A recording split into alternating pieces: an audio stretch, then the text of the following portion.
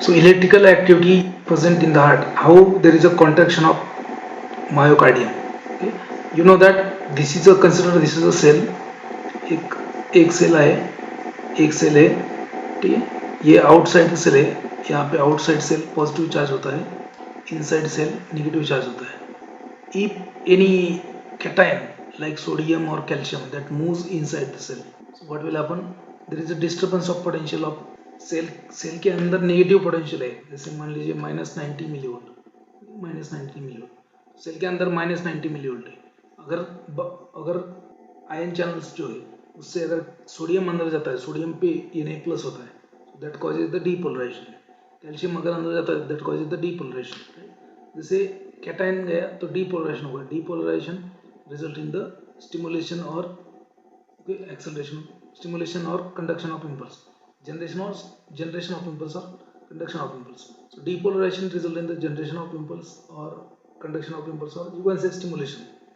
Then if any anion, जैसे chloride होता है Cl minus, if it goes inside the cell, so cell के अंदर तो पहले ही नेगेटिविटी है, अभी और नेगेटिव ज़्यादा जाएगा आयन तो क्या होगा, और ज़्यादा negativity. That is known as a hyperpolarization. That is known as a hyperpolarization. Okay? And hyperpolarization result in the stopping of impulse or inhibition. So what happens, your cardiac cell has a -90 millivolt, and that is the resting membrane potential, RMP. RMP मतलब क्या, resting membrane potential. Resting membrane potential is a -90 millivolt. So that resting membrane potential at that time, inside cell there is a potassium inside, because see, sodium is known as a extra cellular cation. आपको याद रखना है, sodium is known as extra cellular cation, then calcium is also extracellular cation. And remember, potassium is an intracellular cation. Sodium, calcium, chloride, so they are known as a extracellular. Sodium is known as intracellular, sorry, potassium is known as intracellular, sodium, calcium, chloride, they are known as a extracellular. So extracellular cation. Okay, so when cation will go it will cause depolarization, when anion will go it will cause hyperpolarization. Cardiac cell में क्या होता है कि resting membrane potential होता है 90 millivolt, है ना, 90 millivolt है, और 90 मिलीवोल्ट का potential resting membrane potential. Resting membrane potential मतलब क्या, RMP, resting membrane potential, resting membrane potential, resting membrane potential. What is mean by RMP? Resting membrane potential means it is the normal electrical potential present in the cell when cell is at rest, है ना. तो resting membrane potential, resting मतलब क्या, rest. Cell में क्या है, contraction नहीं है, सेल अभी रेस्ट में है, तो रेस्टिंग मेम्ब्रेन पोटेंशियल कितना है, -90 मिलीवोल्ट. तो ये पोटेंशियल जब चेंज होगा, जब सोडियम एंट्री करेगा अंदर, है, सोडियम एंट्री करने के बाद में क्या, जब कब चेंज होगा, कब सोडियम एंट्री करेगा, तो उसके लिए भी एक पोटेंशियल चाहिए होता है, उसको बोलते हैं अपन threshold potential. Resting membrane potential is the potential of cell membrane when there is no contraction or there is no, at this time potassium ion channels are open, so potassium ion channels are open, some leaky potassium channel, so there is a leakage of potassium from inside cell to the outside cell, so that negativity will decrease. तो -90 से यहाँ तक आएगा वो, say for example -55 is there, so it is known as a threshold potential, and at the -55, so there is a rapid entry of sodium inside the cell. At the -55 there is a rapid entry of sodium in the cell, that causes the depolarization, that coincide with the 1. This is 1. 1 is what, depolarization, initial rapid depolarization because of the entry of sodium in the cell, and immediately after that जैसे cell का depolarisation हो गया, cell का सब polar inside potential disturb हो गया, तो cell will try to recover it, so cell will try to recover it by releasing the potassium, outside. That's why it is like notch. Okay, please second. So initial rapid repolarization second में क्या होता है कि यहाँ से sodium अंदर जाने के बाद में डीपोलराइजेशन होगा, यहाँ पे cell will try to normalize the electronegativity of cell. यहाँ से नॉर्मलाइज करने का ट्राई करेगा, कैसे, पोटेशियम को बाहर हटा देगा सेल से, यानी सोडियम चैनल जो है ना वो बंद कर देगा. जो फास्ट सोडियम चैनल है ना, rapid sodium channel, fast sodium channel, that will be closed over here, and some potassium channel will open. Potassium will move from outside cell to the outside cell. Potassium बाहर जाएगा जब potassium बाहर जाएगा. Now that's why it is a little bit notch. After that, so fast sodium channel यहाँ पे close होगा, यहाँ पे स्लो सोडियम चैनल ओपन हुआ, स्लोली सोडियम आयन अंदर जाएंगे एंड यहाँ पे स्लो कैल्शियम चैनल भी ओपन हुआ, sodium calcium will go inside the cell, that's why there is a depolarization again over here. Second and third is nothing but the again depolarization. Okay, so at this stage depolarization due to entry of calcium and sodium ion in the cell due to slow channels. तो यहाँ slow होने के कारण ये बहुत देर तक रहता है. This is known as a persistent depolarization. Third is nothing but the persistent depolarization known as a plateau. Okay, and lastly the cell will try to restore its normal negativity. तो कैसे करेंगे सेल ने normal resting moment potential कितना है उसका -90, तो वो attempt करना है उसको, तो वो क्या करेगी, जो कैल्शियम अंदर गया है उसको बाहर निकालेगी, जो सोडियम अंदर गया है उसको बाहर निकालेगी. कैसे, तो sodium potassium exchange pump will expel sodium from the cell to the outside and enter potassium in the cell. Sodium potassium exchange pump sodium को बाहर निकाल देगा जो सेल के अंदर गया था वो, और पोटेशियम को अंदर लेके आएगा. दूसरा होता है सोडियम कैल्शियम एक्सचेंज पंप, तो कैल्शियम को बाहर निकाल देगा, सोडियम को अंदर लेकर आएगा. बाद में सोडियम अंदर आने के बाद में फिर से सोडियम पोटेशियम पंप क्या करेगा, सोडियम को हटा देगा, पोटेशियम को अंदर लेगा. मतलब finally lastly cell will try to maintain its original electricity. That's how. Okay, so at this stage okay, at the first and second phase and third phase of action potential, so there is a contraction of muscle. ये 3 phase में contraction होता है and last phase में नहीं होता है. We'll see it again. Okay, so what is mean by excitability? So what do you mean by excitability? So excitability means it is the ability of tissue to respond to a stimulus. Stimulus of what? So stimulus is electrical stimulus. Okay, so change in the potential, cell के अंदर का potential change हो रहा है तो उसके against में response मिल रहा है. कौन रिस्पॉन्स दे रहा है, सेल. कैसे दे रहा है, कॉन्ट्रैक्शन होके या फिर कोई सिक्रेट करके, है ना, कॉन्ट्रैक्शन या रिलैक्सेशन या फिर सिक्रेशन या inhibition of secretion. So excitability of cell means ability of cell, okay, or living tissue to respond to the stimulus. It is electrical in the form of electrical potential, right? Followed by mechanical activity. Electrical potential को response करेगा mechanically, right? Like contraction of muscle or secretion. Now resting membrane potential means what? So RMP, resting membrane potential. So it is the potential of cell where there is no activity. Contraction नहीं होगा, कुछ नहीं होगा. तो resting cell जब rest में होता है तो उसका पोटेंशियल कितना है, उसको क्या बोलेंगे, resting membrane potential. So resting membrane potential in the cardiac cell और muscle cell, so that is a -85 to -95. ऐसे नोड में ये पोटेंशियल होता है -55 टू -60. पर्किंज फाइबर में होता है 90 टू -100 मिलीवोल्ट. ओके, तो एक्शन पोटेंशियल जनरेट कैसे होता है and how it progresses. So action potential, because ये अगर समझ में आएगा तो आपको एंटी आर्मिक ड्रग इजीली समझ में आएगा.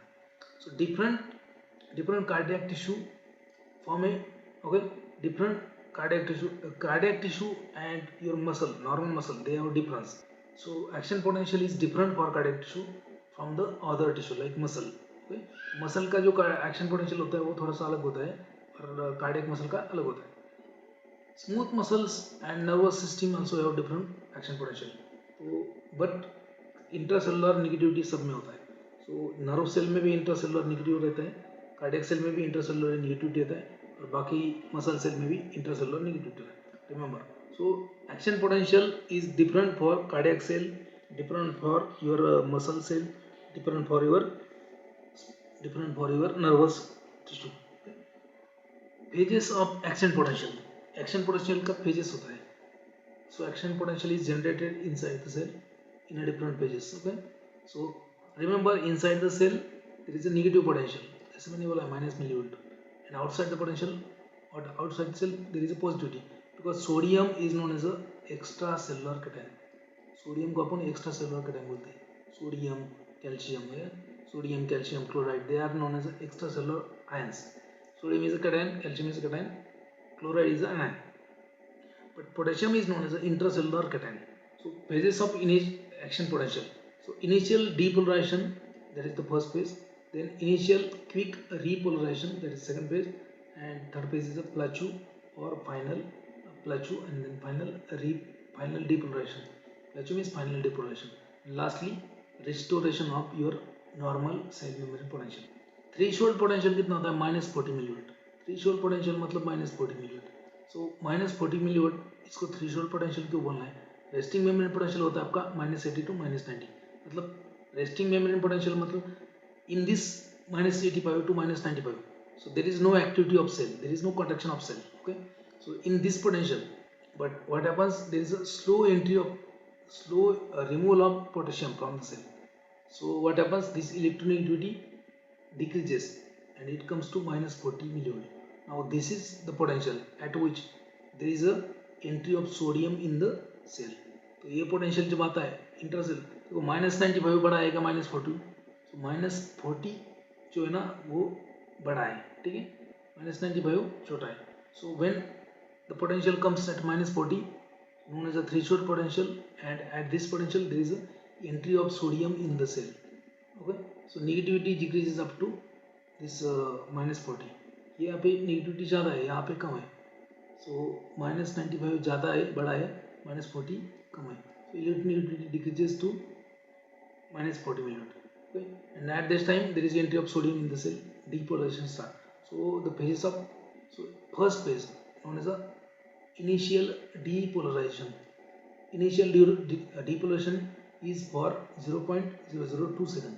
इसका ड्यूरेशन होता है 0.002 second. You can say it is nothing but the 2 millisecond, 0.002 second और 2 मिली सेकंड भी बोल सकते हो. So initial depolarization is for 2 millisecond and amplitude is around 20 millivolt.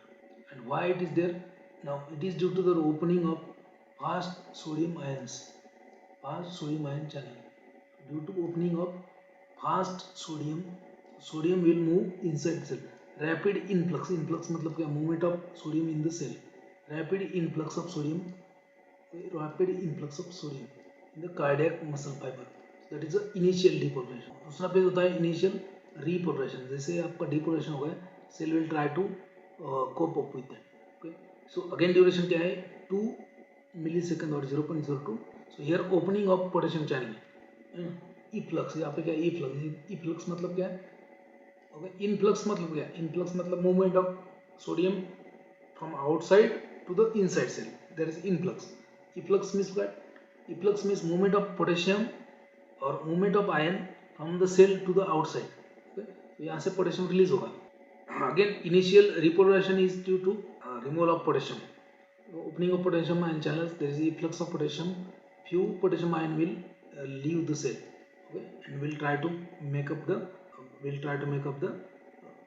to decrease the potential. So that's why notch. And also there is a closure of this fast sodium channel. Phase 1 में क्या होता है, phase 1 में sodium ion channel open होता है. So there is an influx of sodium, rapid depolarization. Phase 2 में मतलब okay, there is initial depolarization. Now initial depolarization में क्या होता है, यहाँ पे पोटेशियम आयन चैनल ओपन होगा, पोटेशियम बाहर जाएगा, पोटेशियम बाहर जाएगा, efflux of potassium and closing of that fast sodium ion channel, closing of that and opening of slow, यहाँ पे फास्ट सोडियम आयन चैनल वो क्लोज हो गए और स्लोली जो सोडियम इनफ्लक्स होगा वो चैनल ओपन हो गई, मतलब यहाँ पे सोडियम धीरे धीरे अंदर जाना चालू होगा, slow due to slow channel. Third phase of is known as a plateau or final depolarization. So muscle remains, this depolarization in the muscle remains for long time. Okay, muscle will remain for time being in a depolarized state. ये थोड़ा देर तक depolarized रहेगा. That's why this depolarization or this depolarization coincide with the ventricular contraction. यहाँ पे ventricular contract होंगे. So muscle will remain for time being in a depolarized state. So and ये कब होता है, so plateau level or it is also known as stable period. So duration of this plateau is around 200 millisecond, 200 in the atrium and 300 millisecond in the ventricles. Ventricles में 300 millisecond का ये plateau रहेगा, 200 millisecond का ये atrium में रहेगा. Okay, that's why ventricles they contract for longer period. Now why it is due to the opening of slow sodium ion channel for longer period and also calcium influx, also entry of calcium in the cell and also sodium ions influx through slow sodium ion channels. So positivity is maintained inside. Normally तो negativity होता है लेकिन यहाँ पे positivity is maintained. That's why contraction is there, depolarization is there. Calcium ions plays very important role in the cardiac muscle contraction. यहाँ पे contraction होगा. Now final repolarization है ना, पहले तो depolarization होगा initial or it is also known as a rapid depolarization. Then initial repolarization is known as a rapid repolarization, and then final depolarization or plateau level, and then final repolarization. D मतलब क्या, depolarization मतलब क्या, cation अंदर है, repolarization मतलब क्या, वो negativity store करने का ट्राई किया. तो अगर अगेन यहाँ पे final repolarization is for 50 to 80 before re-establishment of RMP. Before re establishment of arm मतलब क्या कि फाइनली रेस्टिंग मेम्ब्रेन पोटेंशियल नहीं आया है अभी तक. Before re establishment of resting membrane potential due to efflux of potassium ion. यहाँ पे पोटेशियम आयन फिर से बाहर सेल के बाहर जाएगा. Here now here in this case number of potassium ion moving out of the cell that will exceeds the number of calcium ion entering the cell. जितना calcium अंदर जा रहा है उससे ज़्यादा पोटेशियम बाहर जा रहा है, and that's why maintaining the inside cell negativity. And lastly होता है final restoration of resting membrane potential. Final restoration of, so removal of sodium by sodium potassium exchange form, and removal of calcium by calcium sodium potassium exchange form. तो finally देखो depolarisation कैसा होता है, यहाँ पे sodium अंदर जाएगा cell के अंदर, राइट, डीपोलराइजेशन होगा. रीपोलराइजेशन कैसा होता है, इनिशियल डीपोलराइजेशन कुछ पोटेशियम आयन सेल के बाहर आएगा, है ना, तो to maintain the negativity, but उतना नहीं होता है. एंड अगेन यहाँ पे फास्ट सोडियम आयन चैनल जो है ना वो क्लोज हो जाएंगे. तो यहाँ पे फास्ट सोडियम आयन चैनल्स जाता है. Okay, so phase 1 is for quick opening of fast sodium ion channel. Phase 2 is for closing of that fast ion channel, sodium ion channel, and opening of potassium ion channel. Now third plateau level is because of the opening of slow calcium channels as well as sodium channels. Slow calcium and sodium अंदर जाएगा यार, that is known as a final depolarization. Final depolarization मतलब क्या है, यहाँ पे potassium बाहर जाएगा बहुत ज़्यादा, है ना. So the amount of calcium entering in the cell, okay, is less than the amount of potassium leaving the cell. That's why try to maintain the cell negativity. Final depolarization and final restoration of resting membrane potential मतलब जो -90 millivolt था वो फिर से आएगा restore करने के लिए. कैसे, बाय रिमूविंग द, जितने भी सेल के अंदर सोडियम आया है, जितने भी सेल के अंदर कैल्शियम आया है वो तो बाहर निकालना पड़ेगा. So removal of sodium by sodium potassium exchange pump and removal of calcium by calcium sodium exchange pump. Okay, that's how there is a action potential. समझ में आया ये? Okay, so that's how there is a, okay, जहाँ पे depolarise होगा, depolarisation वहाँ पे contraction होगा. तो यहाँ पे एट्रियल कॉन्ट्रैक्शन होता है, यहाँ पे वेंट्रिकुलर कॉन्ट्रैक्शन होता है. These are the 4 pages. Okay, now refractory period. What do mean by refractory period? Refractory period very important term है, refractory period. So whole arrhythmia is based upon these terms. So electrical activity in the heart, plateau, refractory period. So refractory period मतलब क्या है, resting period, है ना. मतलब क्या, जैसे depolarisation हो गया है ना, डीपोलराइजेशन हो गया, अभी कुछ देर तक शांत बैठो, फिर से डीपोलराइजेशन होगा, फिर से कुछ देर तक शांत बैठो, डीपोलराइजेशन होगा. This period is known as resting period. So it is known as refractory period. So period in which muscle will not show response to the. इसके यहाँ ये पीरियड में अगर आपने और भी डीपोलराइजेशन होने का ट्राय होगा ना, सो ये ह्या पिरियडमध्ये जर डीपोलरायझेशन म्हणजे जरी होत असेल ना तर होणार नाही डीपोलरायझेशन. का नाही होणार? बिकॉज पहिलं डीपोलरायझेशन आणखी चालू आहे, पूर्ण रेस्टिंग मेमरी पोटेंशियल आलेलं नाही. Period in which muscle will not show response to the stimulus, so it is known as absolute refractory period. There are 2 type of refractory period, absolute and relative. ठीक है, so refractory period म्हणजे काय? So period in which muscle will not show response to the stimulus. इसके ऊपर कितना भी stimulus डाल दो आप, कितना भी स्टिमुलस डाल दो ड्यूरिंग दिस पीरियड. मान लीजिए ये जो ना ये आप जो है ये चालू है, इसमें अभी यहाँ तक आया, यहाँ पे कितना भी बड़ा स्टिमुलस डाल दो फिर से डीपोलराइजेशन नहीं होगा, तो इसको यहाँ तक आना ही पड़ेगा और तब जाके दूसरा होगा. So this period is not a refractory period. It is also 2 type. Refractive period is also 2 type. Absolute refractory period when there is no response to the stimulus of any stent. कितना भी बड़ा stent का stimulus डाल दो, no response, because depolarization occurs during this phase. तो जब depolarisation चल रहा होता है, एक डीपोलराइजेशन चल रहा है, उसके बाद में वो चलते चलते आप कितना बड़ा स्टिमुलस दे दो, दूसरा डीपोलराइजेशन नहीं होगा. That is known as absolute refractory period. दूसरा होता है आपका relative refractory period. Relative refractory period. So it is related with the another one.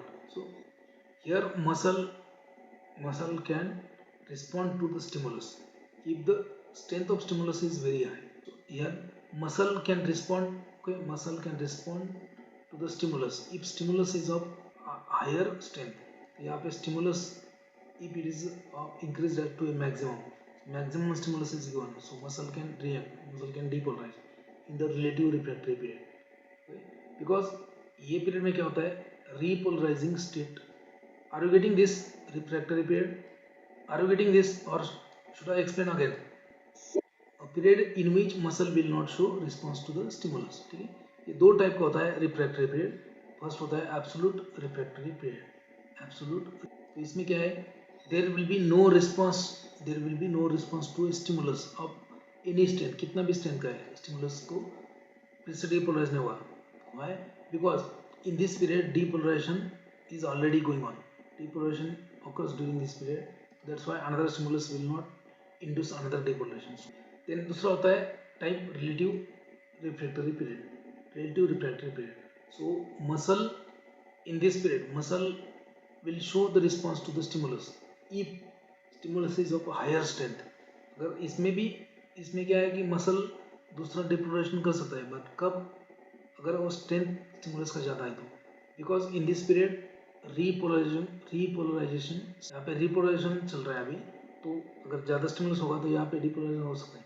So refractory period of two type, absolute refractory period and relative refractory period. Now next is rhythmicity. तो rhythmicity मतलब क्या? तो rhythmicity you know that all cardiac muscle or all cardiac tissue is able to produce a electrical stimulus. Rhythmicity means what? It is known as a self excitation of cardiac muscle. It is also known as autorhythmicity. है ना, automatic contact होता है ना, heart का muscle automatic contact होता है. आप बोलने के लिए बोलते हैं मेरा दिल सिर्फ तेरे लिए धड़कता है, 2 मिनट बंद करके रख. Self excitation it is having some sort of automatic contact over automatic legs. So it is autorhythmicity. Rhythmicity also known as autorhythmicity, also known as self excitation. It's present in the all tissue of heart. Okay, this rhythmicity is present in the all tissue of heart, but it is a maximum at a SA node. Maximum rhythmicity is at a, that's why it is known as a pacemaker. SA node will generate a impulse at a 70 to 90 impulses per minute. AV node can generate 40 to 60 impulse per minute. Atrium का muscle 40 to 60 per minute. Purkinje fiber 35 to 40 minutes, 40 per minute. Ventricular muscle they can generate impulse at 20 40 impulses per minute.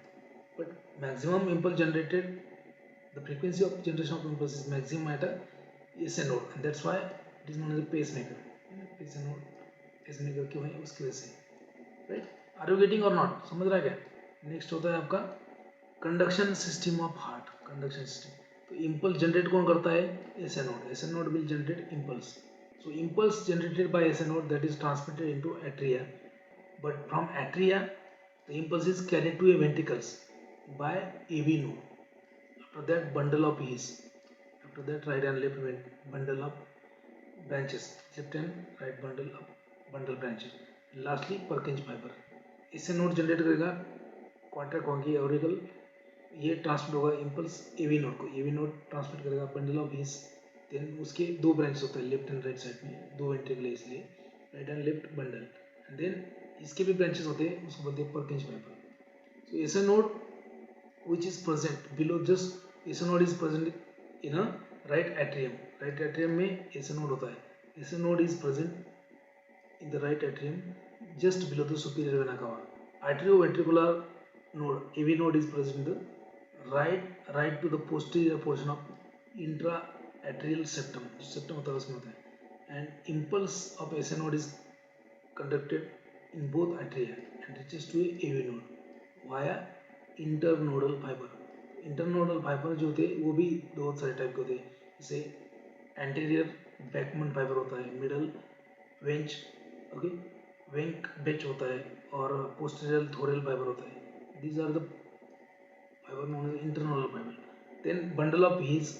Also after the impulse coming to AV node, bundle of His is continuous with the AV node. Bundle of His आएगा, इसके यहाँ पे impulse आएगा, ये carry करेगा, and it divide into right and left branches और respective ventricles. From bundle of His many Purkinje fiber will arise and they will spread these impulse all over the ventricles. So this is known as a conduction system of heart. Question आपको आएगा, following is not a part of conduction system of heart. याद रखना है conduction system कौन है, AV node, bundle of His, right and left ventricular bundle and Purkinje fiber. AC node क्या है, AC node is a pacemaker. It is not a conduction. It does not conduct the impulse. It generate the impulse. तो आपको question ऐसे ही घुमा फिरा के पूछेंगे. Are you getting or not? Respond करो, नहीं तो क्या है, मैं बोल रहा हूँ disorders of your arteries. Artery में कितने डिसऑर्डर्स होते हैं, डिसऑर्डर्स ऑफ योर आर्टरीज. पहला होता है आर्टेरियोस्क्लेरोसिस. आर्टेरियोस्क्लेरोसिस मतलब क्या, so loss in the elasticity of arteries due to hardening of arteries, वो चौड़ाई. सेकंड होता है एन्यूरिज्म. इसके ऊपर question, aneurysm. So weak portion of arterial wall. Okay, weak portion of artery का जो वीक पोर्शन होता है, weak portion of arterial wall में बल्ज आउट, है ना, मतलब इसका बबल फॉर्म बाहर आएगा, bulge out forming a sac और bubble called as aneurysm. As it is question था, weak portion of arterial wall में bulge out forming a sac और bubble is called as arteriosclerosis. Arteriosclerosis is one of the cause for sclerosis की वजह से भी aneurysm होता है. In most of the cases coronary artery disease because of the arteriosclerosis. Arteriosclerosis मतलब क्या है कि deposition of cholesterol in the wall of artery and narrowing of lumen. Okay, next is the disorders of vein. vein के कौन से disorders? First one is the phlebitis. phlebitis मतलब क्या, inflammation. So intravenous injection जब देते हैं आप, due to rupturing of your vein, so there is a inflammation. So it's a inflammation of vein because of the intravenous injection. If you are not rotating the intravenous site, एक ही जगह पे आप यहाँ पे इंट्राकैथ लगा के रखा है और डेली आके उसमें इंजेक्शन डाल रहे हो, तो क्या होगा, due to that inflammation and due to inflammation of vein, rupturing of vein, वहाँ पे इन्फ्लेमेशन होता है, वहाँ पे क्लॉट फॉर्मेशन होता है. एंड जब आप नेक्स्ट डे उसमें इंजेक्शन लगाओगे ना, तो वो क्लॉट वहाँ से डिस्लॉज होता है, वहाँ से आगे जाने का ट्राई करता है, उसमें बहुत ही इंटेंस पेन होता है. That is known as a thrombophlebitis. जिसको भी एडमिट है ना आईसीयू में, तो उनका जो आईवी रोटेशन साइड है ना, वो रोटेट करना पड़ता है. 2-3 दिन के बाद में दूसरी जगह पे आईवी डालूँ, 2-4 दिन हो गए तीसरी जगह पे आईवी डालूँ. तो अपन बोलते हैं ना, कोई ॲडमिट होतं, देखो ना बाई किती वेळेस बा सगळ्या नसाची चाळण करून टाकली, इथं लावलं. ते काय येडे आहेत काय लावायला? येडे नाहीत, ते तुमच्यासाठीच लावत का, कारण इथून तुम्हाला त्रास होणार ना, तर दुसऱ्या साईड चेंज करणार. That is a phlebitis, inflammation of vein. Then next होता है वेरिकोज वेन. वेरिकोज वेन क्या होता है कि स्वेलन एंड डिस्टेंडेड वेन्स. तो यहाँ पे वेन का स्वेलिंग होता है एंड वेन लटक जाते हैं तो बाहर निकल के. Swelling and distension of when that occurs most often in the superficial veins of legs. देखो आप जो भी 60-70 का एज का मेल या फीमेल है ना, उसका जो नी होता है, नी के पीछे वाले जो एरिया है उसमें ये वेन्स इजीली दिख जाते हैं. So people who must sit और who must stand for longer period, जिनको बैठ के काम में ज़्यादा या फिर खड़े होकर काम, एक ही जगह पे खड़े होकर काम करना है, या फिर जिनको बैठे बैठे एक प्रकार काम करना है, तो उनमें ये वेरिकोज वेन का प्रॉब्लम ज़्यादा होता है. So varicose vein they mostly occurs in the people who must sit or must stand in one place for longer period of time. Varicose vein may cause discomfort and cramping in the legs. Discomfort कर सकता है, cramping कर सकता है, और become even more painful. Severe varicosities में be removed surgically. बहुत ज़्यादा है तो सर्जिकली रिमूव करते हैं, सर्जिकली. नेक्स्ट होता है हिमोरॉइड्स. हिमोरॉइड्स मतलब piles, which result because of the pregnancy or because of the chronic constipation or because of the straining to defecate. बहुत जोर लगा के कार्यक्रम करना पड़ता है सुबह सुबह, होता ही नहीं ना, तो उसकी वजह से क्या होता है कि जो सुपरफिशियल वेन्स होते हैं वो रप्चर होते हैं, देयर इज हेमोरॉइड्स। कौन निकालता है?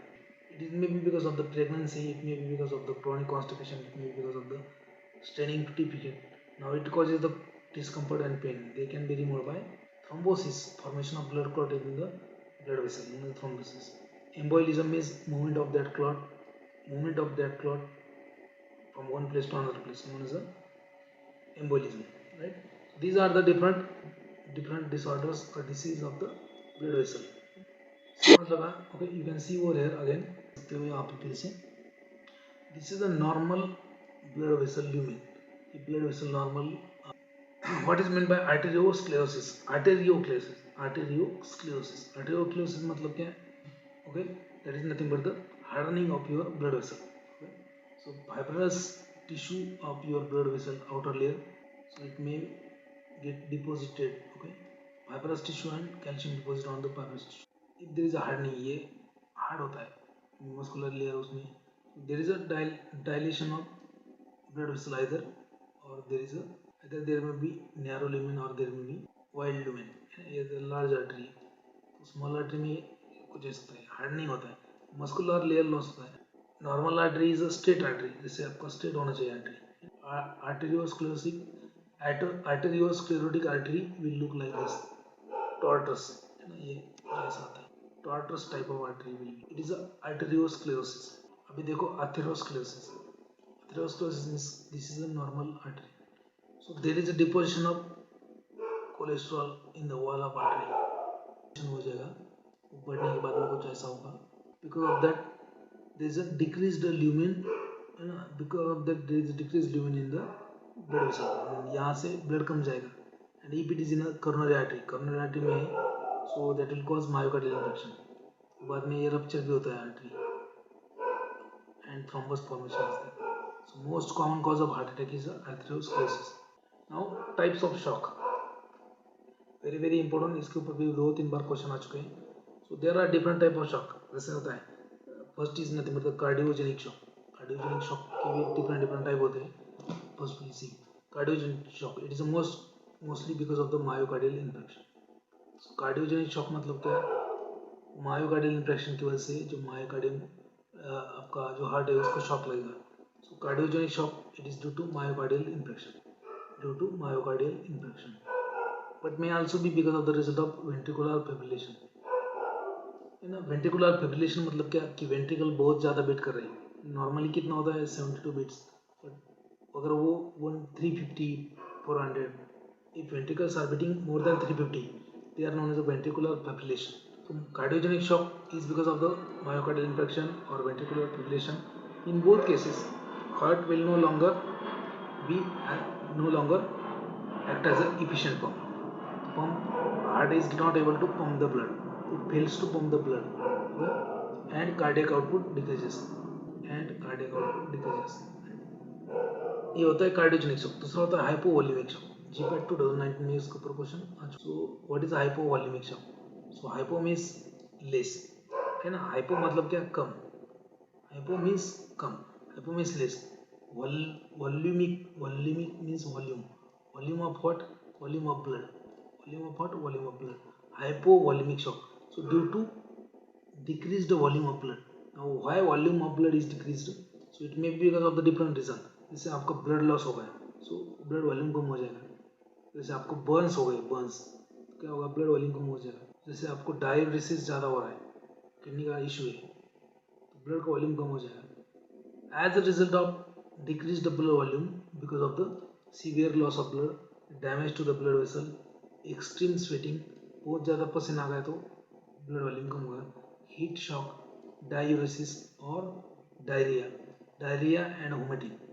कंटिन्यूस डायरिया हो रहा है आपको, बाथरूम से आए, बैठे, फिर से गए, डायरिया हो रहा है, कंटिन्यूस वोमिटिंग हो रहा है. So there is a huge loss of fluid in that. This is known as a hypovolemic shock. तो क्वेश्चन ऐसा ही था जीपैट में. सो continuous use of diuretics or due to intestinal diarrhea or vomiting, decrease in the following shock result due to continuous diarrhea, vomiting or diuresis. So so hypovolaemic मतलब volume कम होगा blood का। कब कम होगा? Blood loss हो गया तो कम होगा, या फिर आपको बर्न्स हो गए तो कम होगा, या फिर ब्लड वेसल डैमेज हो गए तो कम होगा, या फिर ज़्यादा स्वेटिंग हो गया, ज़्यादा वॉमिटिंग, ज़्यादा diarrhoea, diuresis. Because of the loss of blood volume cardiac output also decreases. Anaphylactic shock also. तीसरा शॉक होता है सेप्टिक शॉक। पहला होता है कार्डियोजेनिक शॉक, ओके, दूसरा होता है हाइपोवॉल्यूमिक शॉक, तीसरा होता है सेप्टिक शॉक। सेप्टिक मतलब क्या है? यहाँ पे इन्फेक्शन होगा। So it is also known as a bacteremic shock. Bacteremic shock or endotoxic shock. So due to the infection of bacteria. Okay. So also known as a bacteremic shock or endotoxic shock. It is due to the toxins and bacterial infection, which triggers the massive inflammatory and immune response and release of powerful mediators for inflammation like histamine, serotonin. And if it is not treated, it can damage the multiple organ, depression of myocardial contractility, and decrease in the tissue perfusion rate and death. One is the septic shock. समझ में आ गया? Yes or no? Septic shock. Okay. Then next होता है आपका neurogenic shock. Next one is nothing but the neurogenic shock. इतने सारे shock आपको कभी मिले नहीं होंगे, बहुत सारे शॉक्स है. Sudden acute pain, severe emotional experience, spinal anaesthesia. Neurogenic shock मतलब क्या है? So there is a damage to your neuron और there is a shock to your nervous system due to sudden acute pain. बहुत ज़्यादा एकदम आपको pen हो रहा है. सडन इमोशनल एक्सपीरियंस मतलब मैं क्या करूँ, मैं उससे बहुत प्यार करती थी, उसका तो विकेट गिर गया. Sudden emotional experience. Spinal anaesthesia, then spinal cord injury that result in the neurogenic shock.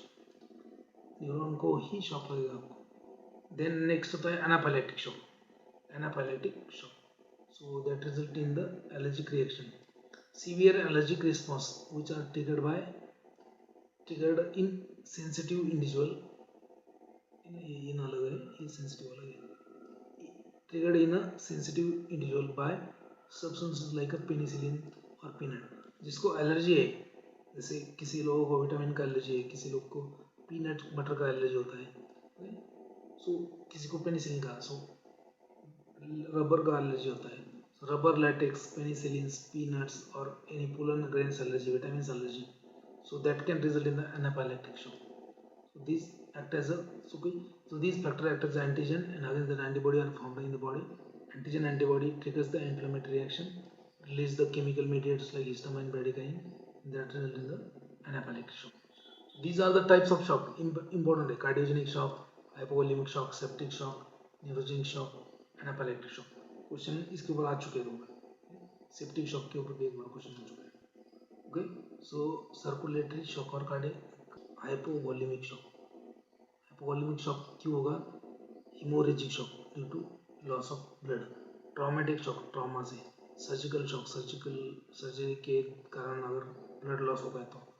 Burn के कारण, बर्निंग जब होता है, आपको जलता है आदमी, तो पूरा water content, dehydration due to vomiting and diarrhoea.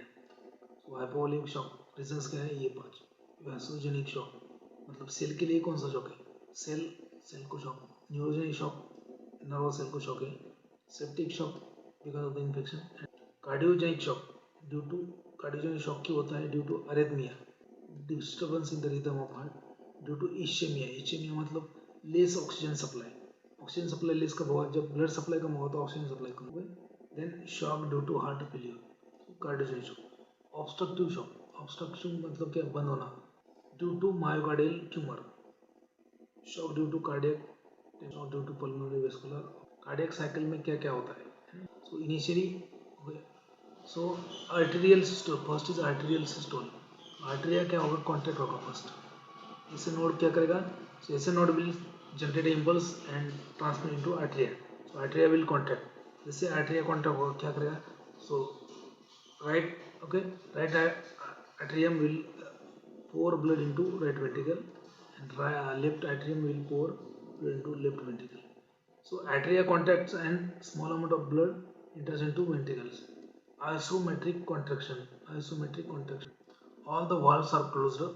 Okay, now and ventricles undergo isometric contraction, मतलब slowly contraction होता है ताकि वो उनको pressure build up कर सके. So isometric contraction means slow contraction to build up the pressure for forceful contraction. पहले तो आर्टेरियल कॉन्ट्रैक्शन होगा, ब्लड जाएगा वेंट्रिकल्स में, बाद में isometric contraction of ventricles and बाद में इजेक्शन पीरियड. इजेक्शन पीरियड मतलब क्या, यहाँ पे फोर्सफुल कॉन्ट्रैक्शन होगा. Now here similar valves are open, ventricular कोई similar valves open, aortic plus आपका pulmonary similar. So ventricles they contract and blood is ejected out. यहाँ पे ventricles contract होंगे, देखो, और blood कहाँ जाएगा, राइट वेंट्रिकल से जाएगा पल्मोनरी आर्टरी, लेफ्ट वेंट्रिकल से जाएगा aorta में. नेक्स्ट क्या होगा, प्रोटोडायस्टोल, प्रोडायस्टोल, प्रोडायस्टोल. अभी ये जो जितना ऊपर वाला है इसको अपन बोलेंगे सिस्टोल, मतलब कॉन्ट्रैक्शन. अभी क्या है, diastole. So pro-diastole in this period or in this first stage of diastole, similar valve are closed at the end of period. अभी क्या है, एक बार ब्लड यहाँ से इजेक्ट हो गया, ये जो सिमिलर वाल्व है ये वाल्व क्लोज हो जाएगा और ये aortic वाल्व भी क्लोज हो जाएगा, known as a pro-diastole.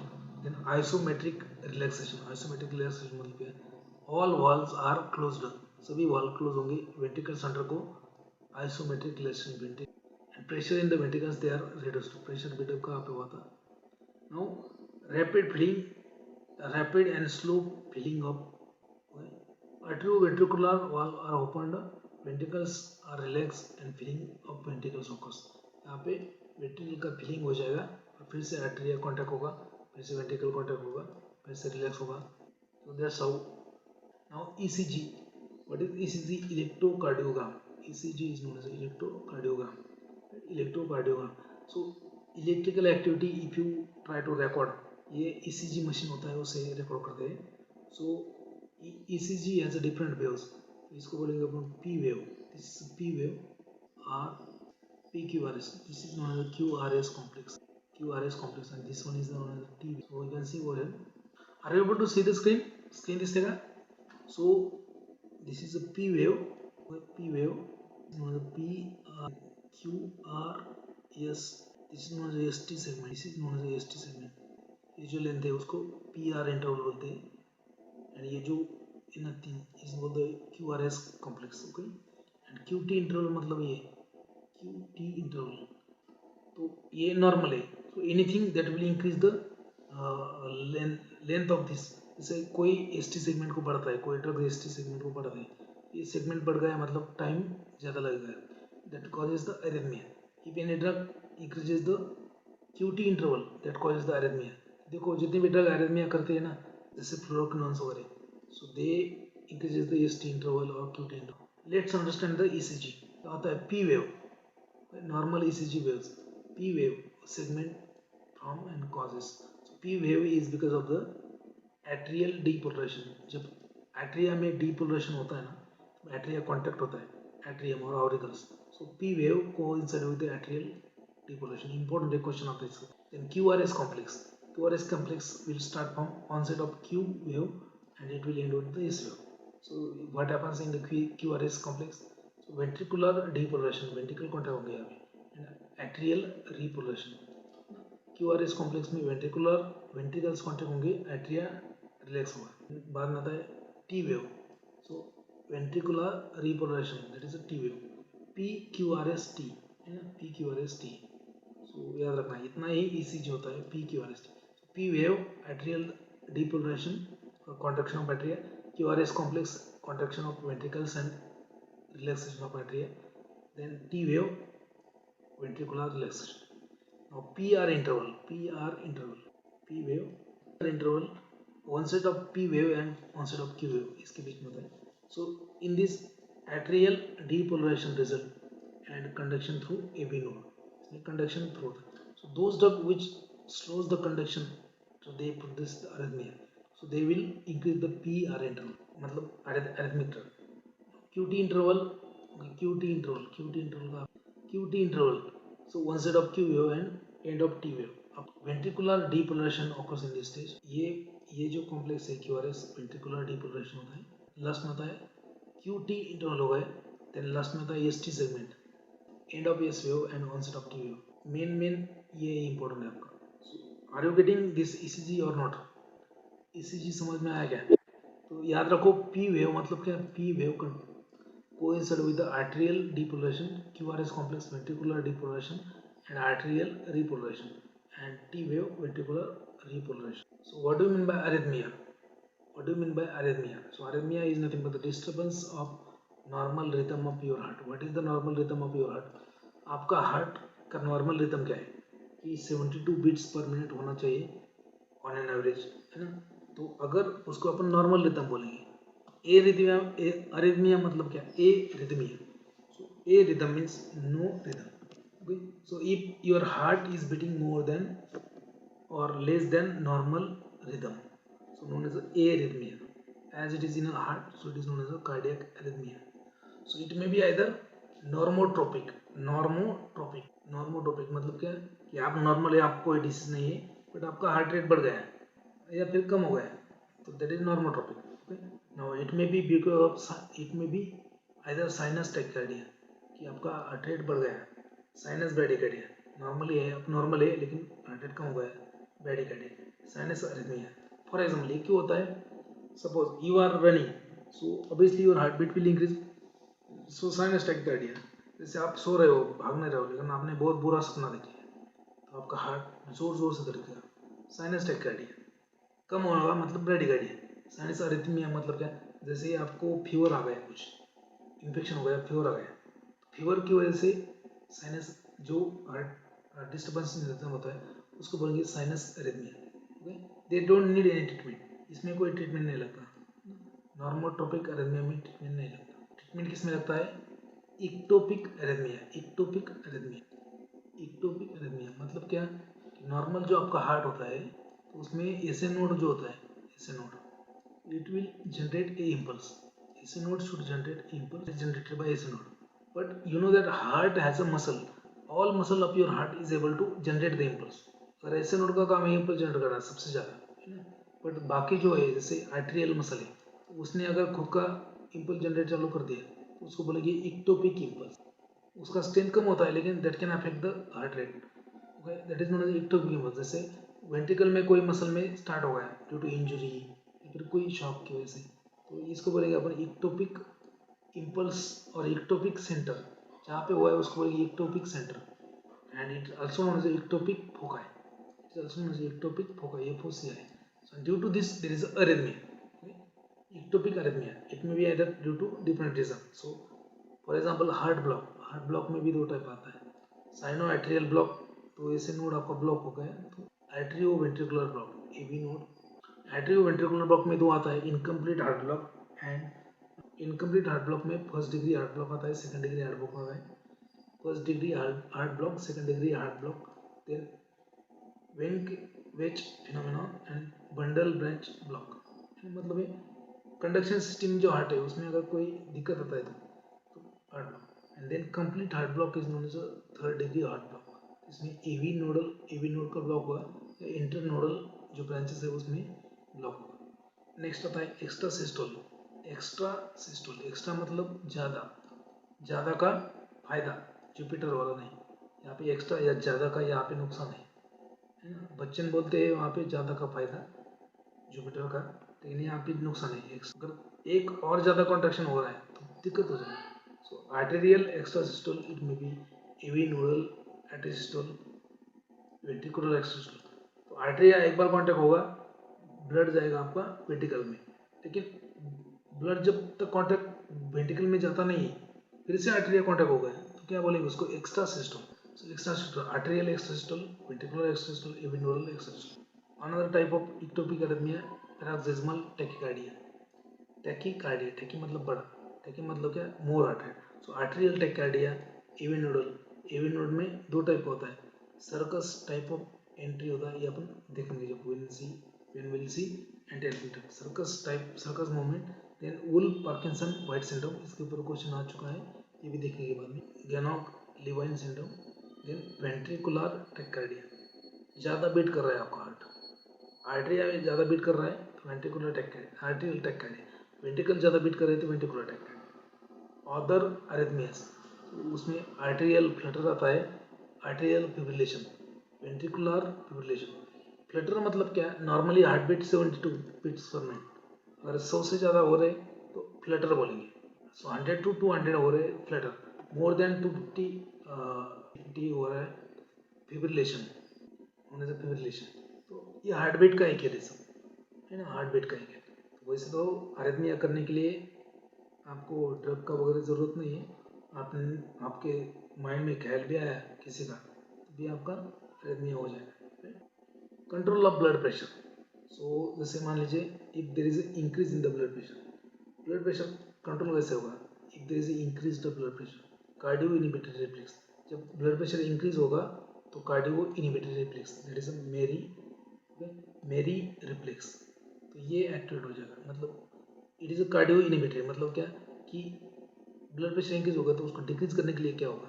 So if there is increase the blood pressure, stimulation of baroreceptor stimulate हो जाएगा। So impulse through 9 and 10th cranial nerve. So impulse is carried from 9th and 10th cranial nerve to the brain nucleus of tractus solitarius. And यहाँ पे क्या है?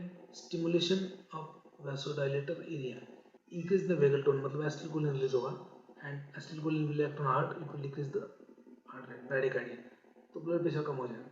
Okay? This is how there is inhibitory reflex. Stimulatory reflex known as a brain bridge reflex or cardio accelerator reflex. ये कब होगा? तो increase in the venous return, stimulation of stretch receptor in the atrium, afferent nerve impulse through inferior, मतलब heart rate कम हो गया आपका, heart rate अगर कम हो गया तो देर is increase Venus return, that's why increase Venus return, ज़्यादा ब्लड वेन में आ रहा है, वेनस रिटर्न से वेंट्रिकल में आपका हार्ट रेट कम हो गया तो इंक्रीज करने के लिए बॉडी क्या करेगी? So stimulation of stretch receptor in the atrium, और ज़्यादा ब्लड आर्टेरिया में आ रहा है रिटर्न, वेनस रिटर्न, तो आर्टेरिया स्ट्रेच होगा।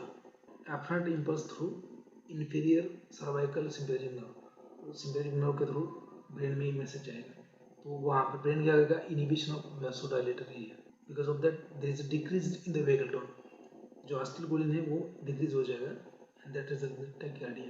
It's how control of heart beat. No sinus arrhythmia, normally arrhythmia क्यों होता है आपको? साइनस, इसमें दो आता है, इंस्पिरेशन अरिथमिया, ये बहुत डिटेल में हो रहा है आपको, ये आपको ब्लड प्रेशर का control mechanism, regulation of blood pressure, so blood pressure आपका होता है 120/18 और so if it is increase और डिक्रीज तो रेगुलेट कैसे करते हैं? So blood pressure is regulated by different mechanism, first is nothing but the nervous mechanism और through nervous system. So there is a vasomotor centre, vasomotor centre मतलब क्या है? It will control the vaso मतलब blood vessel, motor मतलब muscle, so blood vessel के जो smooth muscle है उसको कॉन्ट्रैक्शन करेगा relation by vasomotor centre and impulse from periphery. Blood pressure regulated by nervous mechanism, then blood pressure is also regulated by renal mechanism, kidney में mechanism होता है।